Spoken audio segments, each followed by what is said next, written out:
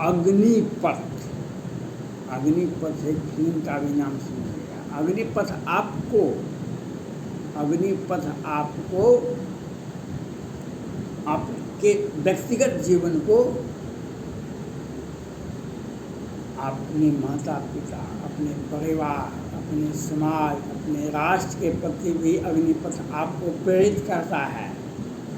समाज में आपका जीवन धरोहर है, आपका जीवन, व्यक्तिगत जीवन आपका राष्ट्र का धरोहर है, और आपको अग्नि परीक्षा देनी होती है। हर व्यक्ति के जीवन में अग्नि परीक्षा होती है, यह आपको समझना पड़ेगा। हर व्यक्ति के जीवन में आपको, रामायण तो आप सुने होइएगा कि सीता जी जब लंका से लौट के आई थी तो उसने अग्नि परीक्षा दिया था। भाजपा वाले भी सौगंध खाए थे, कसम राम का खाते हैं, मंदिर वहीं बनाएंगे, तो वह भी अग्नि परीक्षा ही थी। कितनी कार सेवकों को गोली मारी गई थी अयोध्या में, आपने देखा होगा। हर व्यक्ति के जीवन में एक अग्निपथ होता है, एक अग्नि परीक्षा होती है। और आज भारतीय सेना, भारत सरकार के रक्षा विभाग ने एक अग्निपथ नाम का युवाओं को सेना में भर्ती करने का एक अग्निपथ योजना के नाम से सेना में भर्ती किया जाएगा। यह आपको अपने इस परीक्षा में आप अपने आप को सफल होना होगा और देश का सेवा करना होगा, यही अग्निपथ है। आज यूक्रेन और रूस में 100 से अधिक दिनों से युद्ध हो रहा है। यूक्रेन तो छोटा सा देश है और उसका आर्थिक स्थिति भी बहुत छोटा है, लेकिन वहाँ के बूढ़ी जो 60, 70, 80 वर्ष का है, वह भी सेना का कमान संभाले हुए है। वह युद्ध में नहीं आती है, लेकिन सेना का जो भंडारण होता है, जहाँ पर हथियार रखे जाते हैं, उसकी सुरक्षा तो वह करती है। हम स्वस्थ हैं तो हम बॉर्डर पर जाएंगे लड़ने के लिए, लेकिन अगर हम विकलांग हैं तो हम वहाँ पर, जहाँ पर हथियार रखा जाता है, उसकी सुरक्षा तो हम कर सकते हैं। विकलांग व्यक्ति भी, हर जाति, हर मजहब, हर व्यक्ति का वहाँ पर काम होता है। वहाँ पर हर व्यक्ति अपना अपना योगदान देता है। आज आपको चीन से और एक साथ पाकिस्तान से, पाकिस्तान का मतलब होता है मुस्लिम के सभी देश, पाकिस्तान का मतलब होता है मुस्लिम के सभी देश, और पाकिस्तान और चीन। आज आप कहेंगे ऐसा बात तो नहीं है, आप कहेंगे ऐसा बात तो नहीं है, अरे भैया ऐसा बात तो नहीं है। आज नुपुर शर्मा का बयान पर कितने मुस्लिम देश ने आपका उनके बयान का विरोध किया। हिजाब कौन मामला था? हिजाब जो बम्बई में जो जाकर कर्नाटक में जो प्रकट हुआ, उसमें कौन विवाद था? विवाद बनाए जाते हैं, विवाद छोटी बातों को भी हम हिजाब पहनिए, जैसे पहनिए, कोई गिरवा बस पहनता है, कोई हिजाब पहनता है, कोई कुछ पहनता है। भारत में आज़ादी है, लेकिन हम इसी बात को तोड़ देंगे, ये हमारा अपना अधिकार है। इसलिए आपको, हमको, सभी को, एक तो भारत में सभी देशों में, भारत में ही नहीं, सेना में जो बहाल होते हैं उसका कार्यकाल बहुत छोटा होता है। पहले से ही भारत में सेना का कार्यकाल, आप किसी भी राज्य का परीक्षा दीजिएगा, राज्य सरकार का नौकरी, किसी भी राज्य का सरकार का नौकरी कीजिएगा, भारत में है 60 वर्ष तक। न्यायालय में अलग है, प्रोफेसर लोगों को अलग है, डॉक्टर लोगों को अलग है, लेकिन सामान्यतया 60 वर्ष है। लेकिन सेना का कार्यकाल जो बहाल होते हैं उनका कार्यकाल बहुत छोटा होता है। और चूँकि अब हमें युद्ध चीन के साथ साथ पाकिस्तान ही नहीं मुस्लिम के हर सभी देशों से युद्ध लड़ना पड़ेगा। तो अब उसमें तो मैंने पहले भी कहा था माननीय प्रधानमंत्री नरेंद्र मोदी जी को, अगर आप चीन से युद्ध लड़ना चाहते हैं तो 1971 का भारत पाक युद्ध हुआ था और पाकिस्तान के 93,000 सैनिकों को आत्मसमर्पण करना पड़ा था। भारत की आबादी तो नहीं थी, भारत की सेना तो उतनी नहीं थी जो पाकिस्तान को आत्मसमर्पण करने के लिए बाध्य कर दिया गया था।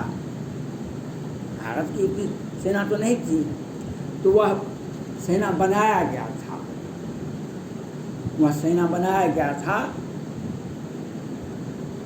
और इतनी सेनाएं बनाई गई थी जो पाकिस्तान के सेना को, पाकिस्तान की सरकार को आत्मसमर्पण करना था। 93,000 सैनिकों को आत्मसमर्पण करना पड़ा था।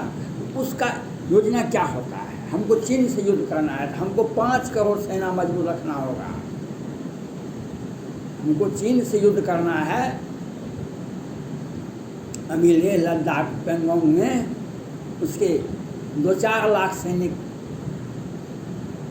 छावनी बना करके ही नहीं, बिल्डिंग बना करके, कंस्ट्रक्शन बना करके बैठे हुए हैं।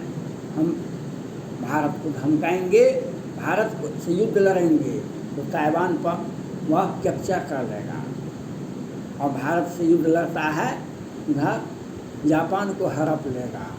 वह अनेक देशों की सीमा पर चीन उलझा हुआ है, लेकिन भारत के सामने उसकी 2-4 लाख फौज लेह लद्दाख में बैठा हुआ है। वह बीमारी से, गर्मी से, बरसात से मर रहा है और कितना तो उसका कर्नल, क्या कहते हैं, उसका हायर रैंक के पदाधिकारी जो, वह भी 2-3, एक तो मर गया और 2-3 को बदलना पड़ा। इसलिए हमको चीन से युद्ध करना है। चीन को युद्ध, चीन की लालसा है कि हमको युद्ध चाहिए भारत से है। हम तो नहीं चाहते हैं युद्ध, किसी से चाहते हैं, हम किसी से युद्ध नहीं चाहते हैं। हम धर्मनिरपेक्ष राष्ट्र हैं। हम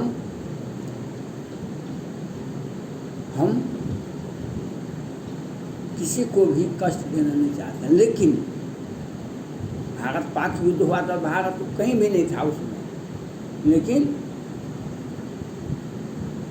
उस वक्त पाकिस्तान की सेनाएं, पाकिस्तान का शासक भारत पर इल्ज़ाम लगा रहा था और बांग्लादेश के मुसलमान हमारे पक्ष में थे कि भाई हमको बचाइए बचाइए बचाइए। वे सभी भारत में आ रहे थे, वे शरणागति हो गए थे, भारत को युद्ध करना पड़ा। आज तिब्बत का क्या समस्या है? तिब्बत हमारे देश में बैठे हुए हैं, उसको अधिकार देना हमारा कर्तव्य है। हम नहीं दे पा रहे हैं, ये हमारी कमजोरी है। इसलिए चीन से हमको युद्ध करना है और चीन से ही युद्ध नहीं करना है, मुस्लिम सभी देशों से। जैसे नुपुर शर्मा के बयान पर चीन के सभी देशों ने आलोचना किया, उसी प्रकार से सभी भारत के विरोधी ही हैं। सबको भारत का गेहूँ चाहिए, सबको भारत का आर्थिक पैकेज चाहिए, सभी को भारत का हिंदुत्व नहीं चाहिए, भारत का शांति सद्भावना नहीं चाहिए, भारत का उन्नति विकास नहीं चाहिए भारत का। लेकिन हम या मामले में भी एक हिंदुओं को मार दिए थे और अभी तो नुपुर शर्मा की बात पर बवाल शुरू ही हुआ है और आगे क्या होगा। अग्निपथ योजना जो है भारत सरकार ने जो लाया है, और माननीय रक्षा मंत्री राजनाथ सिंह ने जो योजना बनाई है वह काबिल तारीफ है। मैं इसका प्रशंसा करता हूँ और हम भारत सरकार से, माननीय प्रधानमंत्री नरेंद्र मोदी जी से और राजनाथ सिंह, आपने जो कहा 10 लाख हम सेना को बहाल करेंगे अग्निपथ योजना के तहत, आपको इसी साल में 2022 में ही बहाली करना होगा।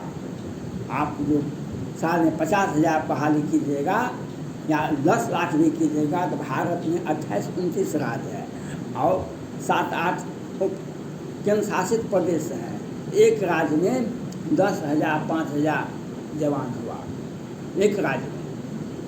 बिहार जैसे राज्य में, उत्तर प्रदेश जैसे राज्य में, मध्य प्रदेश जैसे राज्य में तो 5,000 युवा को ले जाएंगे तो क्या होगा? आपको एक, इसलिए हर राज्य में 5,000 युवा को ले जाएंगे सेना में, उसका काम तो नहीं होगा। हमें चीन से युद्ध करना है तो आपको 5 करोड़ सक्षम सेना, युवा सेना देश की रक्षा के लिए तैनात रहेंगे। जो हम 1971 का जो भारत पाक युद्ध हुआ था और 93,000 पाकिस्तानी सैनिकों का आत्मसमर्पण, हम वह परिस्थिति लाने के लिए हम मांग करते हैं, योजना बनाने का मांग करते हैं केंद्र सरकार से, रक्षा मंत्रालय से, भारत के माननीय प्रधानमंत्री नरेंद्र मोदी जी से और सेना के सभी सुरक्षा में जुड़े हुए सभी बड़े बड़े विशेषज्ञ से मैं अपील करता हूँ, अगर युद्ध होता है तो आपको वह नीति अपनानी होगी जो 1971 में श्रीमती इंदिरा गांधी जी ने 1962 का भारत चीन युद्ध हुआ था, उसका बदला श्रीमती नेहरू जी की बेटी श्रीमती इंदिरा गांधी 25-30 वर्षों की उम्र में ही, 5 वर्ष 4 वर्ष भी नहीं हुआ था प्रधानमंत्री बने हुए, और उसने दिखा दिया भारत क्या चीज़ है। हम युद्ध नहीं लड़ेंगे, अगर युद्ध करने के लिए हम तैयार हैं, हम बीजिंग पर झंडा फहराएंगे, हम बीजिंग पर झंडा फहराएंगे। हमें युद्ध लड़ने के लिए आता है, हम आपकी बातों में आ जाते हैं, हम युद्ध नहीं करें। हिंदू चीनी भाई भाई ऐसा आवाज़ को बंद करवा देना चाहिए, ऐसी आवाज़ हमें नहीं सुनना चाहिए। हम अगर युद्ध चाहता है युद्ध से तो फिर आप, इसलिए हमको युद्ध लड़ने के लिए चीन से युद्ध करना है तो दुनिया के सभी मुस्लिम देशों से युद्ध करना, हमको 5 करोड़ सेना हमको हर वक्त तैयार चाहिए। उसका 2-4-5 लाख सेना तो भारत के लेह लद्दाख में चीन का बैठा हुआ है, हम उसके लिए लड़ेंगे। युद्ध लड़ता है युवा, और यह जो पैकेज दिया गया है इस पर कुछ लोगों ने, बिहार में तो ज़्यादा ही विरोध हो रहा है। बिहार सरकार यह नहीं बताती जो बीपीएससी का परीक्षा इस बार भी आपका लीक होगा, और 16-17 वर्षों से बिहार सरकार बैठी हुई है सत्ता में, कितना साल का बीपीएससी का परीक्षा आपने ठीक से करवाया, और उसका लिस्ट निकालिए कितने लोगों को आप बहाली किए हैं, किसकी जाति से आप जातिगत जनगणना मांग करते हैं, आप निकालिए बीपीएससी में कौन कौन जाति की कितनी संख्या दी गई है, प्रत्येक वर्ष का निकालिए रिजल्ट। और आज मांग होता है क्योंकि सत्ता हमारा जा रहा है, हम सत्ता का केंद्र सरकार का विरोध कैसे करेंगे? तो हम तो बिहार में मुजफ्फरपुर बालिका गृहकांड करवाते हैं और दिन में हत्या करवाते हैं, आज कुछ लोगों को विरोध करवाते हैं, जातिगत जनगणना का मांग करते हैं, जातिगत जनगणना बिहार में होनी चाहिए। हम अग्निपथ योजना का हम स्वागत करते हैं, केंद्र सरकार की योजना का स्वागत करते हैं और मांग करते हैं 1 साल 2022 में ही 10 लाख सेनाओं का बहाली किया जाना चाहिए। हमें 5 करोड़, हम वह आशा करते हैं जो 1971 में भारत पाक युद्ध हुआ, उसी प्रकार से चीन को भी पर्दा को आत्मसमर्पण करने के लिए, बात करने के लिए हमें 5 करोड़ सेना की आवश्यकता है। धन्यवाद।